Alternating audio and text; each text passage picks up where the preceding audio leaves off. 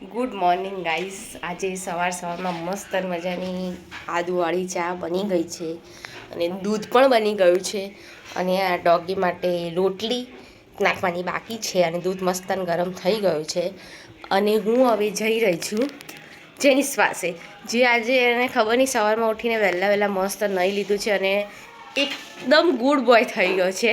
જેનિસ શું કરે છે તું? હા, ક્લીન કરવું પડે ને. હા, બહુ જ બધો કચરો છે ને. તને આજે કે મૂડ આવી ગયો છે બધું સાફ સફાઈ કરવાનો? હે, સાફ સફાઈ કરવાનો મૂડ આવી ગયો છે?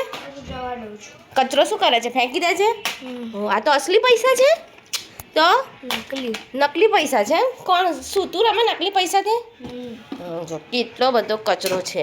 સાચી વાત છે, ખાનું સાફ કરવું જ જોઈએ. એટલીસ્ટ વીકમાં કેટલી વખત જેનિસ? વીકમાં કેટલી વખત ખાનું સાફ કર? હા, બધાએ પોતપોતાનું કરવું જોઈએ ને.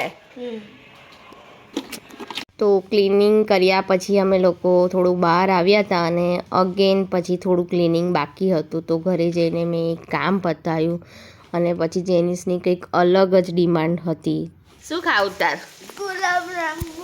ગુલાબજાંબુ. કેમ ગુલાબજાંબુ ખાવા છે?